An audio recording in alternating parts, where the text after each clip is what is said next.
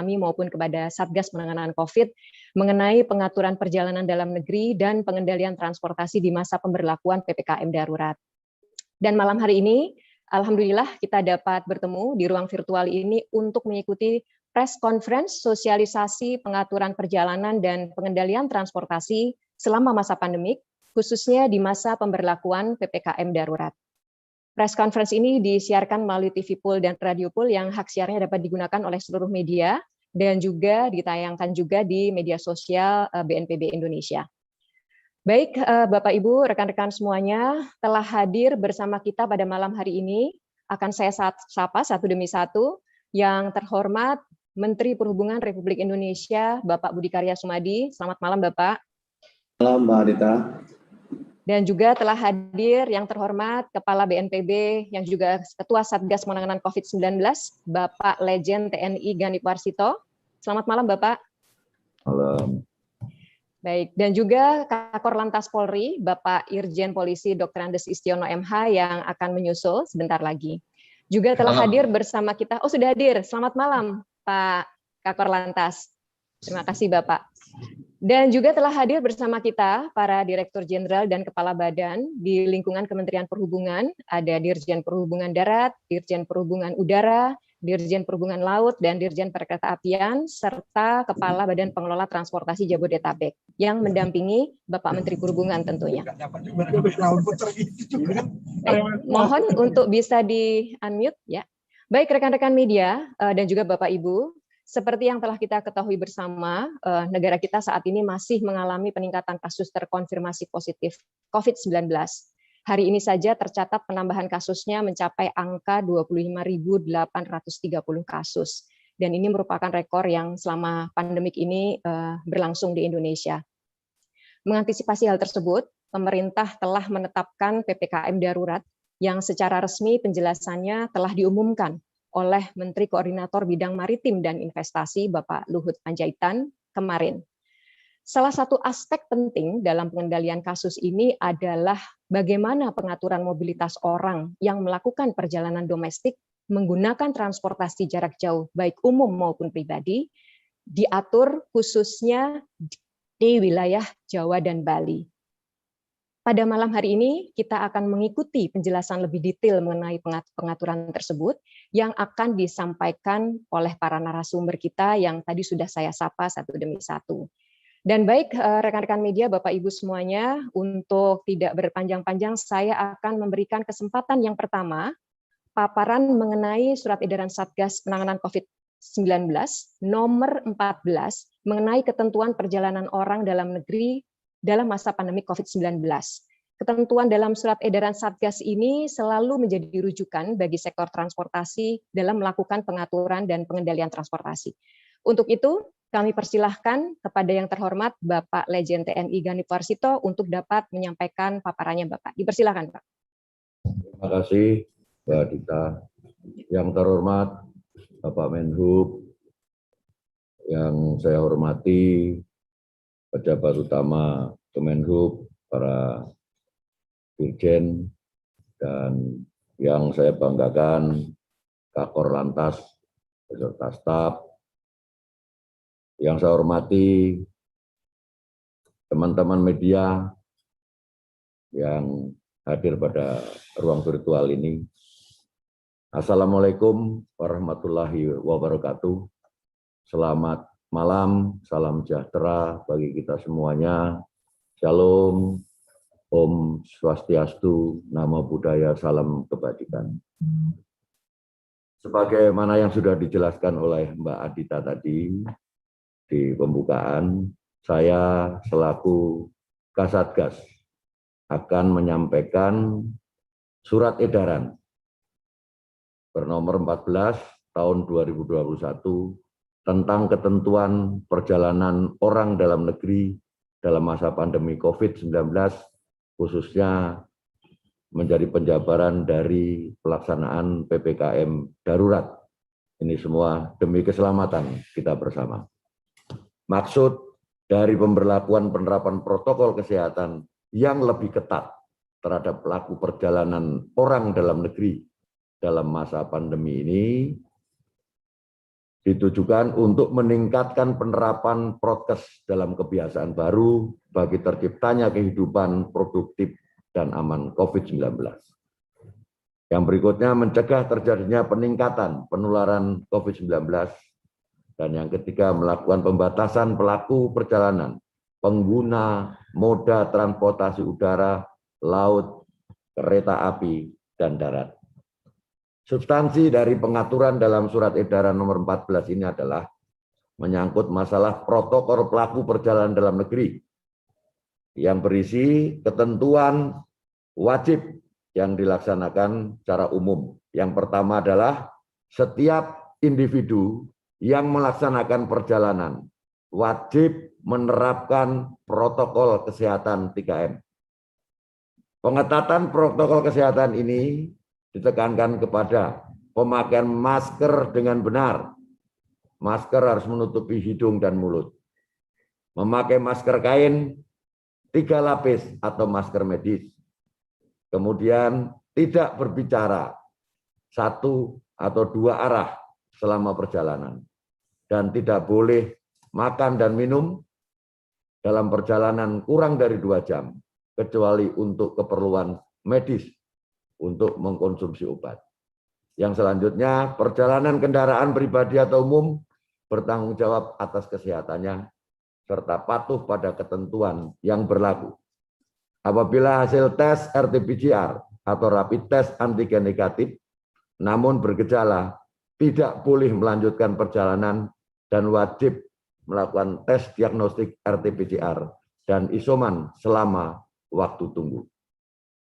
Selanjutnya, ketentuan syarat vaksinasi diberlakukan untuk pelaku perjalanan. Yang pertama, pelaku perjalanan wajib menunjukkan kartu vaksin dosis pertama. Kemudian surat keterangan negatif RT-PCR atau rapid test antigen. 2, penumpang dengan kepentingan khusus yang tidak atau belum divaksin dengan alasan medis berdasarkan keterangan dari dokter spesialis dapat melakukan perjalanan dengan menunjukkan surat negatif RT-PCR atau rapid test antigen. Ketiga, syarat testing atau vaksinasi untuk transportasi perintis wilayah perbatasan, daerah 3T, dan pelayaran terbatas menyesuaikan dengan kondisi daerah masing-masing. Adapun poin-poin perubahan ketentuan syarat testing pelaku perjalanan dalam negeri. Semula diatur dengan ST Satgas nomor 12 tahun 2021 untuk perjalanan di Pulau Bali, Pulau Jawa, dan luar Pulau Jawa. Kita rubah dengan ST Satgas nomor 14 tahun 2021 dengan ketentuan untuk seluruh daerah tujuan, sebagaimana yang sudah saya sampaikan pemberlakuan syarat vaksinasi. Di samping itu, khusus untuk moda transportasi udara, RT-PCR diberlakukan maksimal 2 kali 24 jam sebelum keberangkatan dan mengisi e-hack.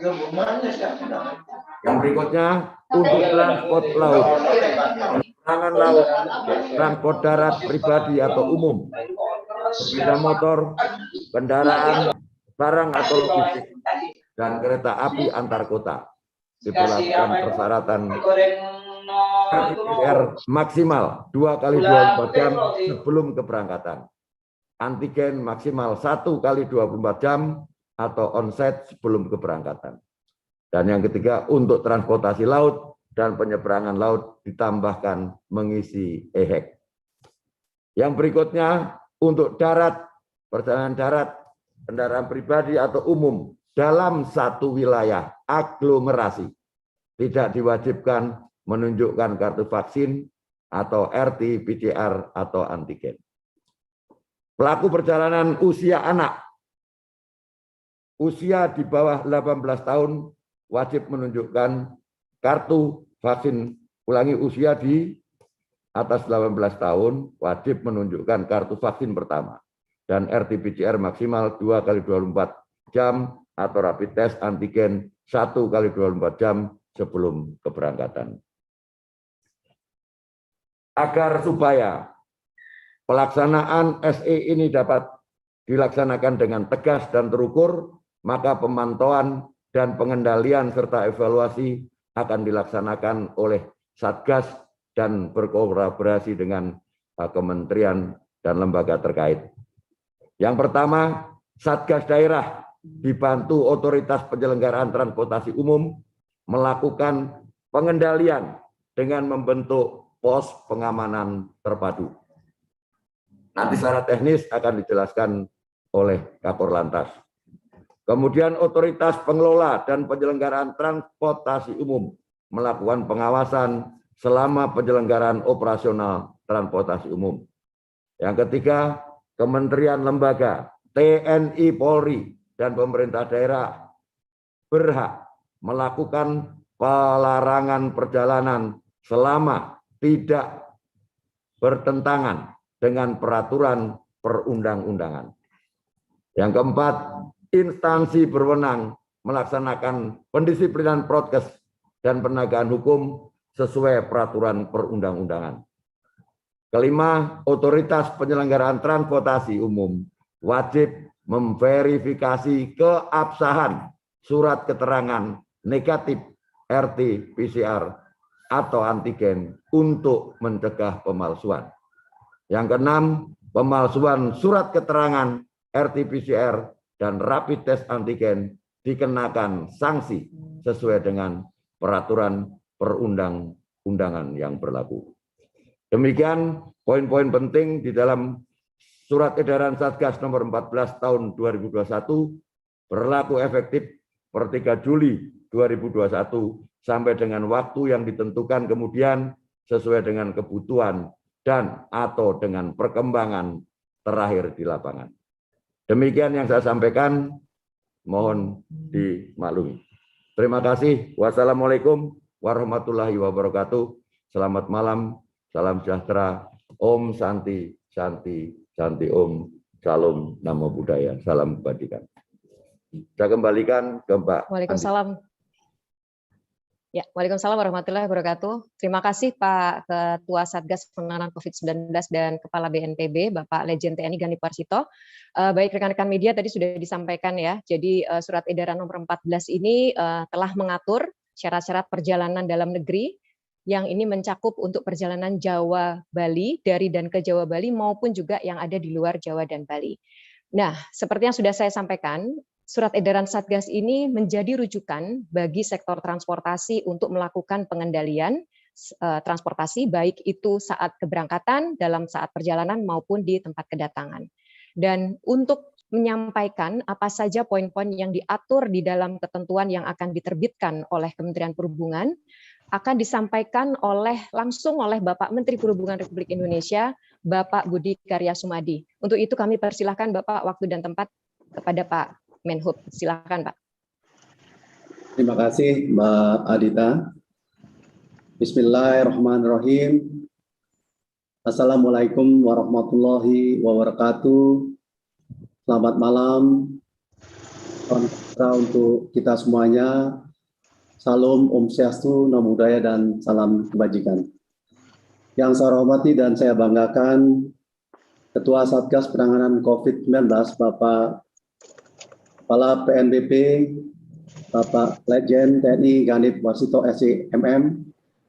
Yang saya hormati dan saya banggakan Kakor Lantas Mabes Polri, Irjen Pol Dr. Andes Istiono MH, para Sekjen, Dirjen, Kepala Badan, staf ahli, staf khusus, diikuti yang ikut ini, dan tentunya pada rekan-rekan pers media yang berbahagia. Marilah kita panjatkan puji syukur pada Allah Ta'ala bahwa kita bisa berkumpul dalam rangka untuk berkumpul dalam rangka press conference terkait kebijakan PPKM darurat pada sektor transportasi. Bapak Ibu sekalian, seperti diketahui Syasrin, bahwa kita ketahui bahwa slide 2 Indonesia dalam keadaan darurat penanganan COVID-19.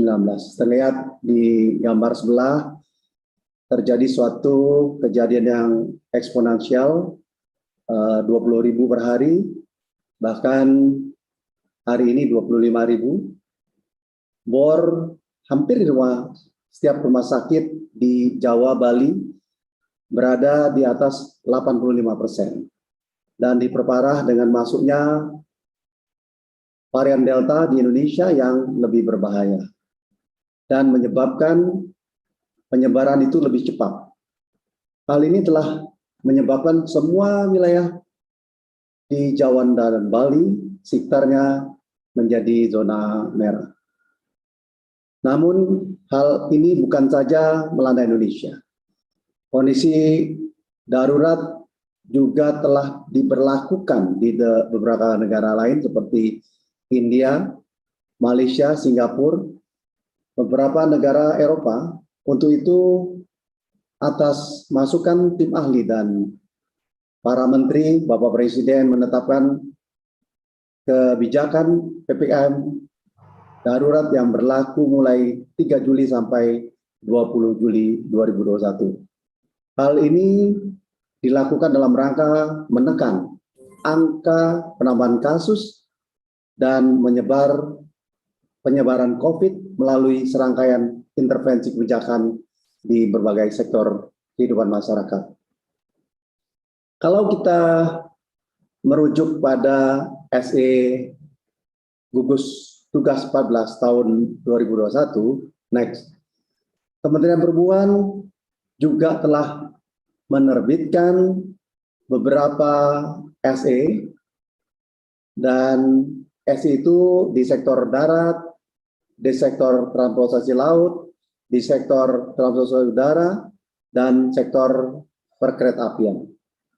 Pemberlakuan itu akan dimulai pada tanggal 5 Juli 2021 dengan tujuan untuk memberikan kesempatan bagi operator agar dapat mempersiapkan. Next. Dalam rangka mendukung kebijaksanaan PPKM darurat yang telah ditetapkan, Kemenhub telah mengeluarkan SE dengan petunjuk teknis penyelenggaraan transportasi pada PPKM darurat dengan mengacu pada SE Gugus Tugas nomor 14 2001 tentang ketentuan perjalanan orang dalam negeri dalam masa pandemi COVID-19 yang secara umum memuat substansi pokok sebagai berikut. Pengaturan penyelenggaraan angkutan umum dan logistik semua moda untuk memfasilitasi sektor esensial kritikal, slide sebelumnya ini, dengan pembatasan load factor, pembatasan jam operasional, penerapan protokol kesehatan yang lebih ketat, serta mengacu pada kriteria perjalanan yang ditetapkan oleh gugus tugas. Kriteria persyaratan perlakuan perjalanan dalam negeri PPDN sebagaimana ditetapkan dalam gugus tugas. Kementerian Perhubungan sebagai penyelenggara transportasi mengatur sarana dan prasarana transportasi di tempat asal selama perjalanan dan daerah tujuan. Pemberlakuan SE PPKM darurat ini berlaku pada daerah Jawa dan Bali, serta akan diberlakukan perjalanan atau menuju dan dari Jawa dan Bali. Sedangkan untuk daerah selain Jawa dan Bali, pengaturan transportasi tetap merujuk pada penyelenggaraan transportasi masa pandemi. Slide 5. Pengaturan kriteria itu dan syarat pelaku perjalanan dalam negeri di semua moda dapat disampaikan secara singkat lebih kurang seperti ini. Untuk perjalanan jauh dan perjalanan dari dan ke Jawa serta Bali harus menunjukkan kartu telah vaksin minimal dosis pertama. Hasil RT-PCR 2 kali 24 jam atau antigen 1 kali 24 jam. Pengetatan mobilisasi di Jawa dan Bali dilakukan dengan mengharuskan pelaku perjalanan memiliki sertifikat vaksin,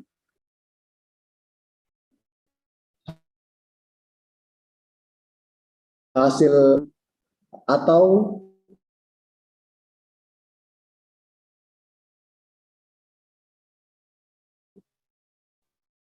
macam yang berlaku untuk moda darat dan kereta api jarak jauh.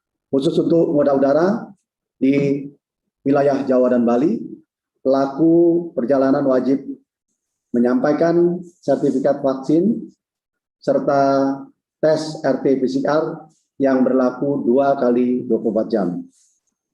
Sertifikat vaksin tidak menjadi mandatori untuk syarat pergerakan di luar Jawa dan Bali. Penumpang diwajibkan mengisi e-hak pada perjalanan udara, laut, dan penyeberangan. Next, selain itu, dalam implementasi slide 6 berikutnya, seperti itu, berlaku PPKM darurat akan diberlakukan pembatasan kapasitas angkut jam operasional angkutan umum di semua moda untuk penerapan prinsip jaga jarak dan menghindari kerumunan dengan rincian sebagai berikut. Next slide. 1. Next slide. Pada moda udara, kapasitas dari 100% menjadi 70%. Pada moda transportasi darat, bus dan penyeberangan, pada angkut dari sebelumnya 85% menjadi 50%. Pada moda transportasi laut, kapasitas angkut yang sebelumnya 100% menjadi 70%. Pada moda perkereta-apian, angkut kapasitasnya antar kota sama, tetap 70%, tetapi khusus KRL yang ada di Jabodetabek dari 45% menjadi 32%. Jadi ini memang secara khusus kita lakukan karena perkereta itu paling tidak jumlahnya menurun. Dan untuk diketahui bahwa dalam konteks 32% ini, satu hari di Jakarta ada pergerakan 350.000 orang. Untuk kereta api perkotaan non-KRL tetap 50%. Jam operasional sarana angkutan moda transportasi akan disesuaikan dengan jadwal operator transportasi. Untuk moda darat baik bus maupun penyeberangan juga akan disesuaikan dengan demand yang ada. Sedangkan jadwal KRL perkotaan mengalami perubahan menjadi pukul 4 sampai pukul 9 WIB. Dalam pemberlakuan ketentuan tersebut, terdapat pengecualian terhadap orang yang dinyatakan tidak dapat menerima vaksin dikarenakan alasan medis pada periode dilakukan perjalanan. Selain itu, pengecualian diberlakukan untuk perjalanan di luar asal tujuan Jawa dan Bali. Slide berikutnya, dalam pelaksanaan penguatan 3T, testing, tracing, dan treatment, serta pelaksanaan SE di akan dilaksanakan random sampling antigen tes COVID-19 pada simpul-simpul transportasi, diantaranya terminal, stasiun kereta api, khususnya di wilayah dan kawasan aglomerasi, Pelaksanaan pengawasan random ini dilakukan oleh Kementerian Perhubungan bersinergi dengan TNI Polri, pemerintah daerah, dan stakeholder terkait dengan dalam melakukan pengetatan di perbatasan antar kawasan dan wilayah aglomerasi dengan melakukan pemeriksaan dokumen kelengkapan perjalanan sebagai syarat. Marilah kita patuhi untuk melaksanakan kegiatan ini demi keselamatan kita bersama. Hanya dengan kebersamaan, kepatuhan, dan kerja keras serta kesungguhan kita bersama, insya Allah kita akan berhasil menekan penambahan jumlah kasus konfirmasi positif 19 di Indonesia. Demikian beberapa hal ini kami sampaikan dalam press conference terkait PPKM darurat di sektor transportasi. Terima kasih atas perhatiannya. Wassalamualaikum warahmatullahi wabarakatuh. Selamat malam. Salam sejahtera bagi kita semuanya. Shalom, Om Santi Santi Om. Namo Buddhaya, salam kebajikan. Baik, Waalaikumsalam warahmatullahi wabarakatuh. Terima kasih banyak Bapak Menteri Perhubungan, Bapak Budi Karya Sumadi. Baik, rekan-rekan media, sudah dijelaskan ya, seperti apa pengaturan dan pengendalian di transportasi, baik transportasi umum maupun kendaraan pribadi. Jadi semua memang akan dikenakan kepada baik itu umum maupun pribadi. Dan ini menunjukkan etikat dari pemerintah untuk betul-betul bisa melakukan pengendalian terhadap perjalanan orang di dalam negeri agar kita semua juga bisa menekan lonjakan kasus COVID-19 di negara kita. Baik rekan-rekan media, Bapak Ibu, tadi sudah disampaikan oleh Bapak Menteri mengenai pengaturan untuk transportasi darat. Seperti kita ketahui, untuk transportasi darat ini memang dinamikanya luar biasa ya, karena jenisnya juga banyak, khususnya kalau kita berbicara tentang kendaraan pribadi. Nah, untuk itu kita juga perlu memahami seperti apa rencana yang telah disiapkan oleh Korlantas Polri terkait dengan pengawasan, pengendalian, dan bila dibutuhkan juga penindakannya. Untuk itu kami persilahkan kepada Kakor Lantas Polri, Bapak Irjen Polisi Istiono untuk dapat menyampaikan materinya. Dipersilahkan kepada Pak Kakor Lantas.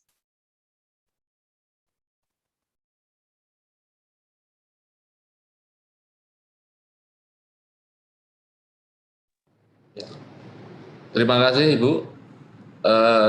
Yang terhormat Bapak Menhub, yang terhormat Bapak Kepala BNPB, Satgas Penanganan COVID-19, Bapak Ibu sekalian, Assalamualaikum warahmatullahi wabarakatuh.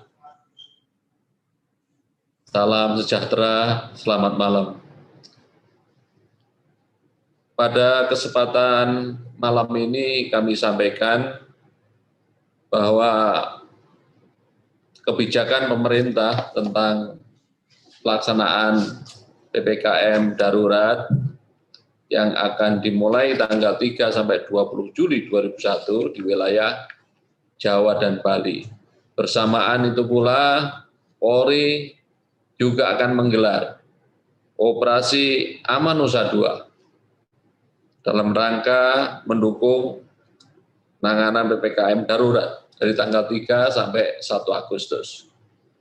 Tentunya pada kesempatan hari ini kita juga pedomani daripada SE Kasatgas Penanganan COVID-19 nomor 14 2021 tentang perjalanan orang dalam negeri pada masa pandemi coronavirus 19 dan juga SE Menhub nomor 14 tahun 2021 tentang petunjuk pelaksanaan perjalanan orang dalam negeri dengan transportasi pada masa pandemi COVID-19 ini.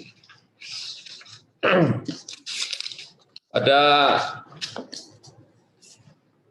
kesempatan ini kami langsung saja merespon apa yang menjadi masalah tentang pelaku perjalanan orang dalam negeri, kaitannya kendaraan umum dan pribadi, terutama kendaraan pribadi, bahwa kami telah membangun 407 lokasi pembatasan atau penyekatan serta pengendalian mobilitas PPKM darurat yang kita pause dari tanggal 3 sampai 20 Juli 2021 di wilayah Provinsi Jawa sampai dengan Bali. Di Jakarta, di DKI, kita bangun 60 titik, 25 titik pembatasan atau penyekatan mobilitas, dan 35 titik pembatasan pengendalian mobilitas. Kemudian untuk wilayah Banten, kita bangun 20 titik, kemudian Jawa Barat, Bandung 106 titik, kemudian wilayah Jogja 6 titik, kemudian Denpasar 12 titik, Jawa Timur sebanyak 160 titik, dan Jawa Tengah 42 titik. Di DKI Jakarta dari 60 titik itu di 25 lokasi pembatasan dan penyekatan antar kota, ya, antar kota. Dari kota kita bangun di kota Tangerang, antar kota Tangerang, Tangerang Selatan, Bekasi Kota, Bekasi Kabupaten, Bekasi Depok, Kota Depok.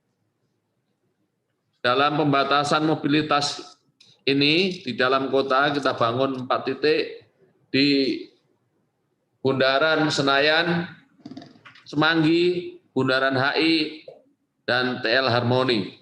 Kemudian di tol, di dalam tol, kita bangun penyekatan pembatasan ini di Gate Cakung dari arah Jagorawi, Gate Tomang dari arah Tangerang, Gate Halim dari arah Cikampek, Gate Cikunir dari arah Cikampek. Kemudian ada 17 pembatasan mobilitas antar kota di wilayah antara lain di Ring Road, Tegal Alur, Jakarta Utara, Pos Joglo, Pos Lantas Kalideres, kemudian perempatan Pasar Jumat, Ciledug Raya, Lampiri Kalimalang, Jakarta Timur, Panasonic, Jalan Raya Bogor, kemudian depan SPBU, Cilangkap Depok, Jalan Parung, Ciputat Depok, Batu Ceper, Tangkot, Jati Uwung, Sultan Agung, kemudian Jalan Nur Ali, Sumberarta, Bekasi Kota, Kedung Waringin, Bekasi Kabupaten, Tambun, Bekasi Kabupaten, Bintaro, Tangsel, dan Legok, Tangsel. Itu lokasi-lokasi penyekatan yang kita persyaratkan bahwa persyaratannya sama dengan perjalanan seperti biasanya. Vaksin harus ada VCR, kemudian harus ada rapid test. Bila tidak memenuhi syarat, akan kita putar balikkan. Kemudian yang boleh dalam perjalanan itu kita prioritaskan sesuai dengan aturan-aturan yang telah ditetapkan pemerintah, yaitu sektor esensial dan sektor kritikal serta transportasi.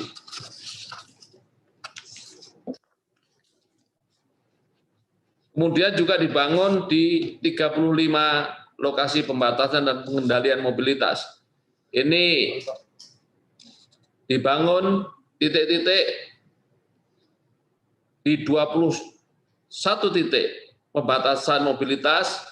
Ini tujuannya adalah menutup lokasi-lokasi yang biasanya ada, yang memang di situ ada kerumunan, tiap hari orang jualan, kafe, dan lain-lain, jalan tersebut kita tutup semuanya. Dari pukul 9, sekarang mungkin ditambah nanti pelaksanaannya, dari pukul 6 mungkin sampai pukul 4 pagi. Kemudian di titik-titik pengendalian mobilitas juga kita lakukan di 14 titik. Untuk kita lakukan mobile, dilakukan pembubaran, kerumunan di situ agar tidak terjadi kerumunan yang ada di titik tersebut. Lanjut.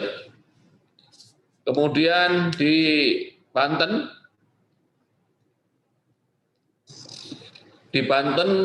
kita bangun 20 lokasi pembatasan dan pengendalian mobilitas. Ya.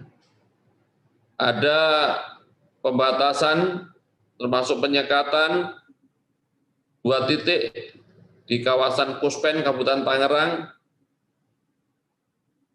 kemudian Jalan Abdi Negara Alun-Alun Barat, Kota Rangkas Bitung. Dan kemudian dalam perkembangannya nanti penyekatan bisa bertambah melihat situasional di lapangan dalam perkembangan ke depan ini. Dan juga dibangun 18 titik pengendalian mobilitas di sana. Lanjut. Untuk wilayah Jawa Barat, kita bangun pos sebanyak 106 lokasi pembatasan dan pengendalian mobilitas. Ini termasuk penyekatan di titik tersebut. Ya. Titik-titik pembatasan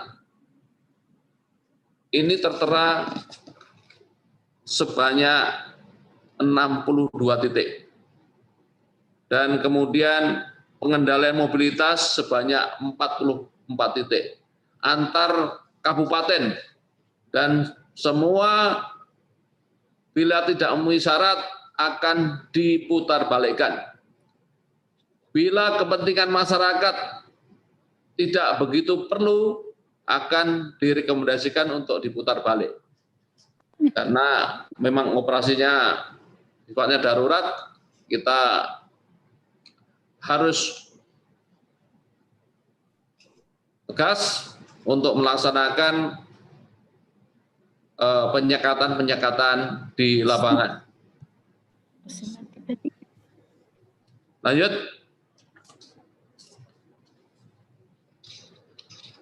Kemudian di wilayah Jawa Tengah telah dibangun 42 lokasi pembatasan dan pengendalian.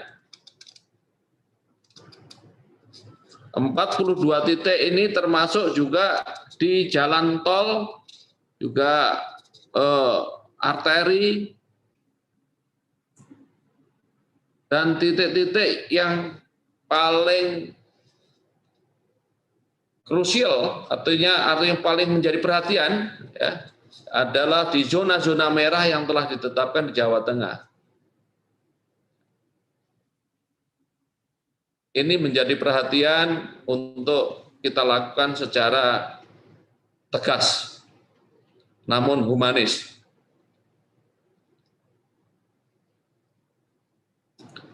Titik-titiknya sudah tertera di sini semuanya.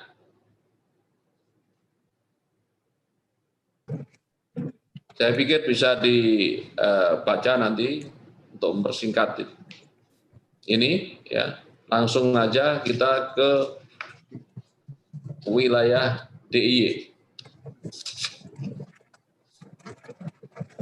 Untuk wilayah DIY kita bangun di 6 lokasi pembatasan penyekatan mobilitas. Ini antar kabupaten di sana dan antar provinsi. Antara lain di lokasi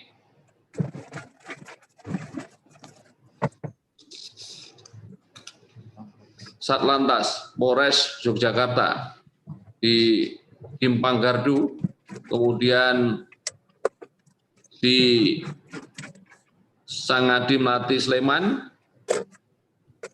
kemudian di Simpang 5 Karangnongko, sebelah barat Pospol Karangnongko, kemudian di Jalan Parangtritis, KM 16 Pantalan Jetis Bantul, dan di lokasi Simpang 3 Besole, Brigjen Katamso Wonosari.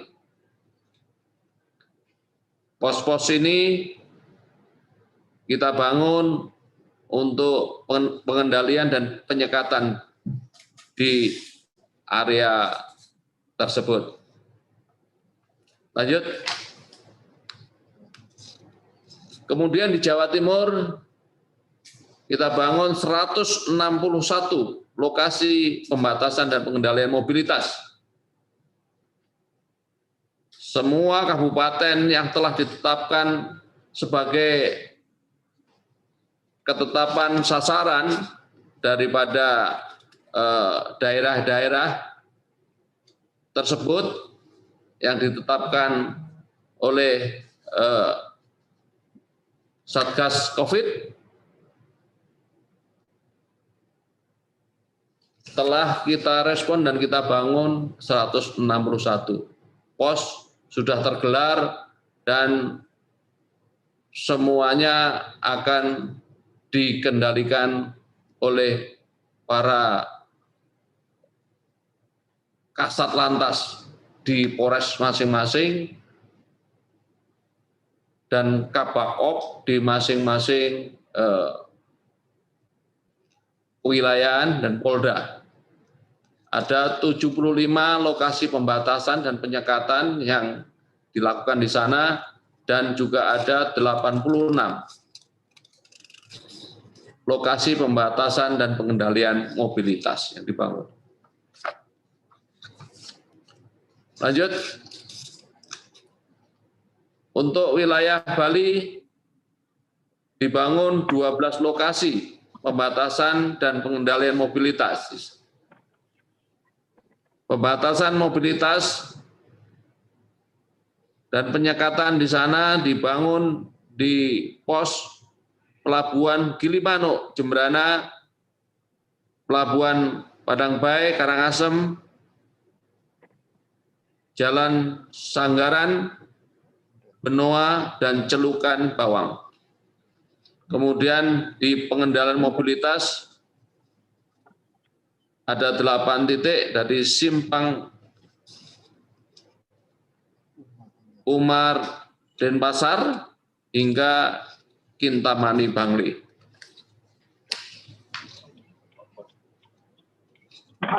Tindakan-tindakan kita lanjut di lapangan mengedepankan tindakan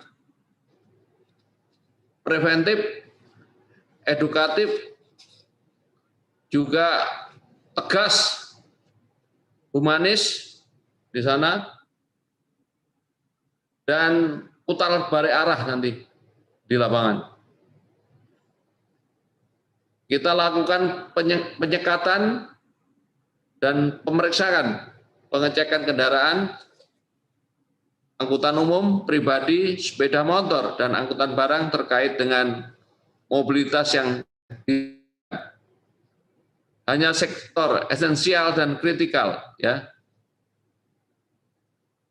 dan juga sektor transportasi untuk kita rekomendasikan sesuai dengan aturan yang telah ditetapkan di lapangan. Kemudian juga memberikan informasi kepada warga masyarakat pengguna jalan bahwa mereka memasuki wilayah PPKM darurat yang telah kita tetapkan. Selanjutnya kita memberikan tindakan secara terukur, tegas, dan humanis kepada masyarakat yang melakukan pelanggaran PPKM darurat dengan tahapan pemberian himbauan, teguran simpatik, dan tindakan tegas. Selanjutnya juga melakukan diskresi dan pengaturan lalu lintas apabila terjadi kepadatan atau situasi yang memerlukan tindakan-tindakan di lapangan. Terasa demikian yang perlu saya sampaikan. Terima kasih. Selamat malam.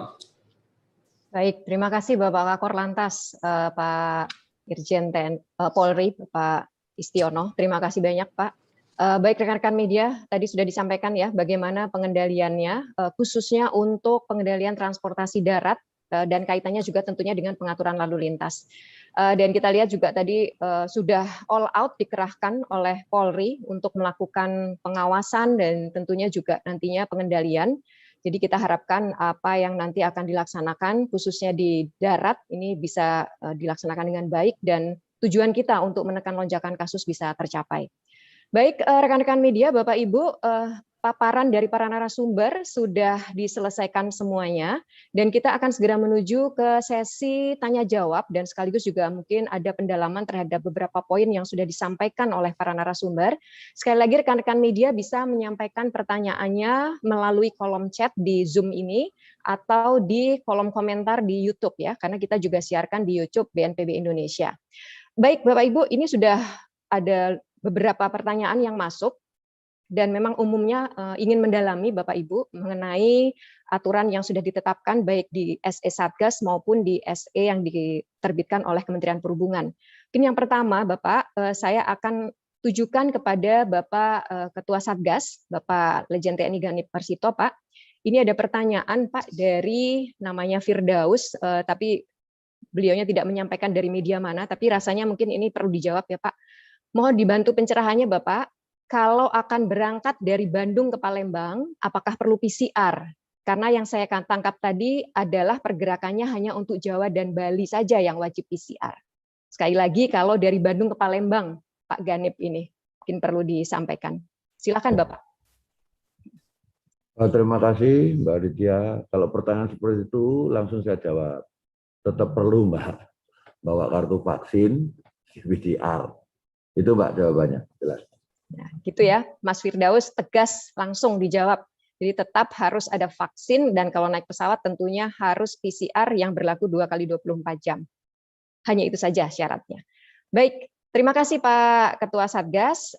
Baik, saya berlanjut ke pertanyaan selanjutnya. Ini lebih untuk penerbangan.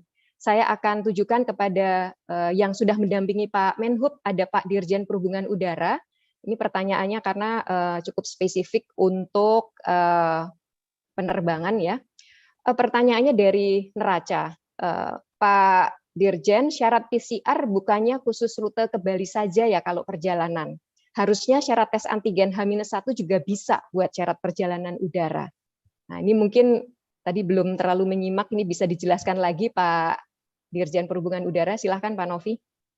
Siap Bu Adita, terima kasih ya atas pertanyaan. Saya akan mencoba menjelaskan lagi, mudah-mudahan bisa lebih jelas lagi.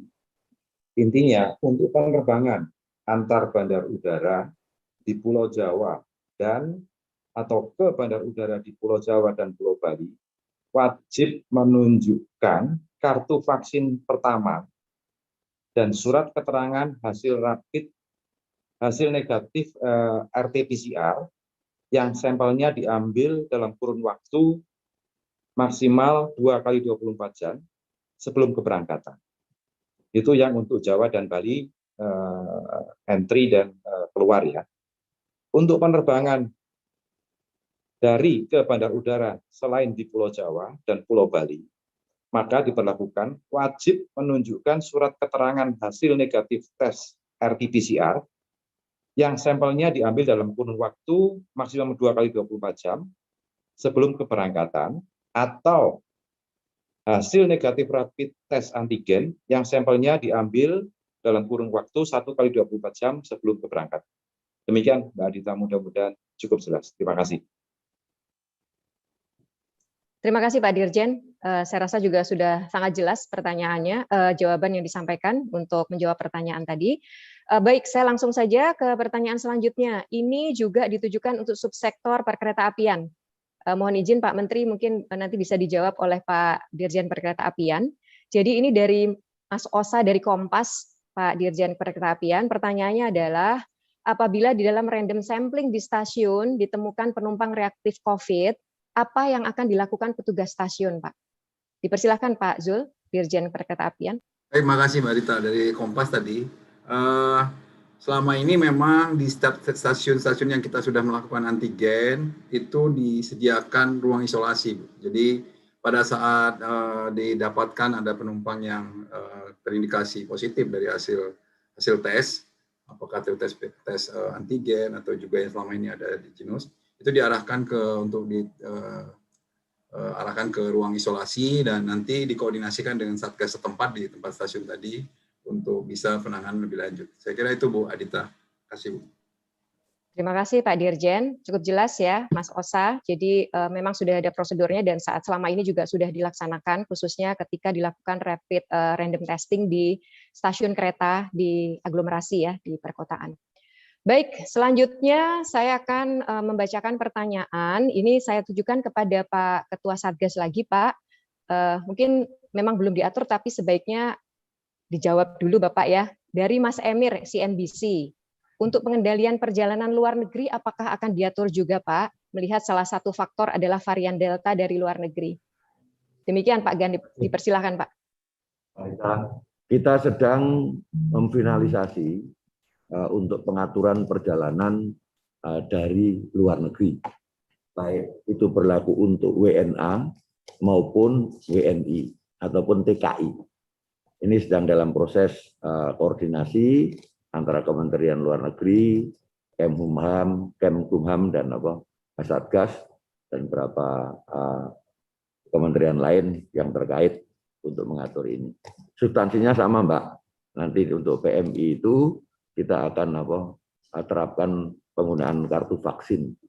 Itu kalau belum divaksin ya nanti akan kita atur vaksin pada saat datang. Setelah melakukan entry test, kemudian dinyatakan negatif, baru kita vaksin, kemudian karantina, setelah 5 hari exit test negatif, baru kembali ke tempat tujuan.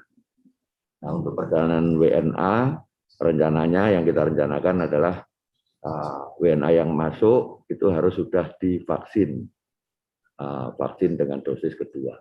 Ini yang kita rencanakan dan sekarang masih dalam tahap finalisasi. Mudah-mudahan 1-2 hari ke depan bisa kita umumkan. Terima kasih. Baik, terima kasih banyak Pak Ketua Satgas. Ini juga menjawab pertanyaan dari Hari Tribun News ya. Pertanyaannya sama Bapak, concern juga terhadap perjalanan internasional. Tadi sudah dijawab dengan jelas oleh Pak Ganip. Jadi rekan-rekan media kita tunggu, saat ini sedang digodok juga dan tentu nanti pada saatnya akan diumumkan oleh Satgas COVID-19. Baik, selanjutnya masih ada pertanyaan. Ini mungkin saya tujukan kepada Pak Menteri, izin Bapak. Ini ada pertanyaan yang tadi sebenarnya juga sudah disampaikan oleh Bapak Menteri. Kaitannya dengan apabila saya tidak bisa divaksin, Pak, karena belum 3 bulan akan bepergian penerbangan dari Jakarta ke Medan. Bagaimana Pak? Apakah ada pengecualian, Pak? Katanya begitu. Ya, dari Arif Rahman. Ya, monggo Pak. Mas Arif, jadi kita tadi memang memberikan catatan bahwa ada orang-orang yang tidak bisa divaksin, di antaranya mereka yang habis terkena COVID, dan juga mereka yang ada penyakit tertentu. Jadi itu jelas dikecualikan, dan Anda bisa pergi, tapi melakukan tes PCR. Terima kasih, Mbak. Ya. Begitu ya Mas Arief ya, tetap harus menyertakan syarat kesehatannya dan tentu nanti akan disertai juga dengan surat keterangan dari dokter. Terima kasih Pak Menhub. Saya lihat ini satu pertanyaan terakhir kaitannya dengan penumpang anak-anak Bapak. Ini saya rasa mungkin mohon bantuan Pak Ganip lagi untuk menjawab Pak. Bagi penumpang pesawat udara anak-anak usia 5-12 tahun Pak, kalau belum bisa vaksin, apakah bisa dikecualikan, Pak? Jadi semangat dari aturan ini kita tahu bersama adalah untuk pengendalian, untuk pembatasan mobilitas masyarakat. Karena memang kita tahu bersama bahwa melonjaknya kasus itu juga karena mobilitas masyarakat yang tinggi selain varian baru yang ditemukan di negara kita. Kemudian yang kedua, kita juga ingin untuk mengoptimalisasikan program vaksinasi. Dan sudah di launching bahwa untuk vaksinasi terhadap anak-anak khususnya yang usia 12 sampai dengan 18 sudah diluncurkan untuk bisa dilakukan vaksin. Jadi untuk kepentingan itu juga kita menerapkan aturan perlunya vaksin dosis pertama minimal.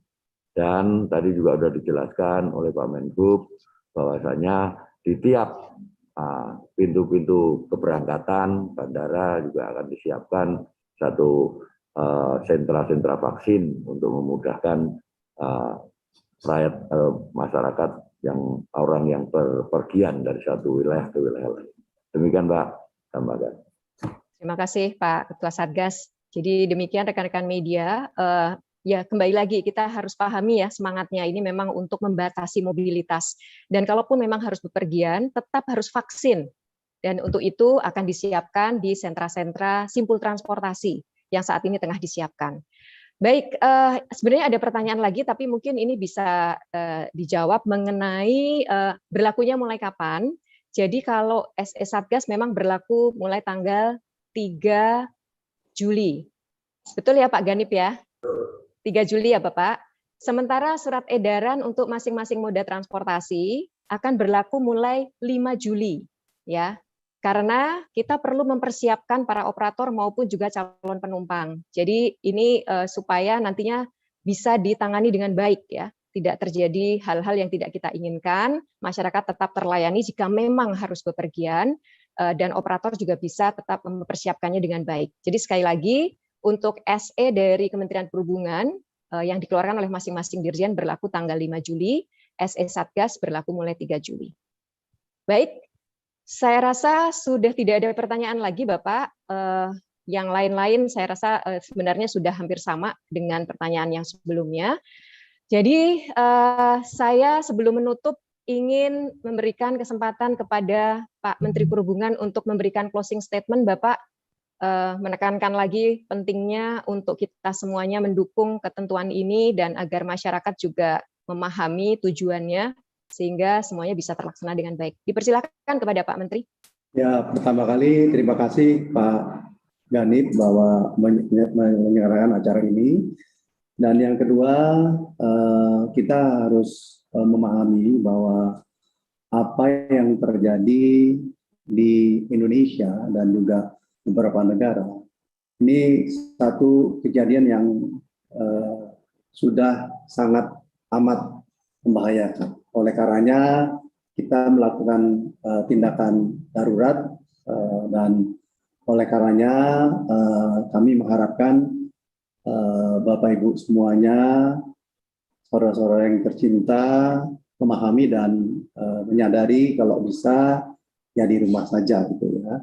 Tidak ada pergerakan karena sangat membahayakan dan kita menyayangi diri kita, menyayangi saudara kita agar kita tetap aman, tidak terkena COVID dan insya Allah kalau kita kompak melakukan kegiatan itu maka COVID akan mereda dan kita akan lebih leluasa untuk berkegiatan. Kami mengharapkan dipatuhi dan semoga Allah memberikan kita pertolongan agar yang terpapar sembuh dan kita tidak terpapar COVID. Terima kasih Mbak Dita. Baik, terima kasih Bapak Menteri. Dan selanjutnya saya berikan kesempatan kepada Bapak Ketua Satgas Kepala BNPB, Pak Ganip, untuk bisa menyampaikan Bapak closing statement-nya, Pak. Terima kasih banyak. Dari kita pahami bersama bahwa COVID-19 ini adalah musuh bersama. Oleh karenanya, PPKM darurat ini akan efektif kalau kita lakukan bersama-sama. Dalam arti kita mulai dari mendisiplinkan diri kita sendiri, mengendalikan diri kita sendiri, terutama dalam penggunaan masker, menjaga jarak, dan mencuci tangan serta tidak berkerumun.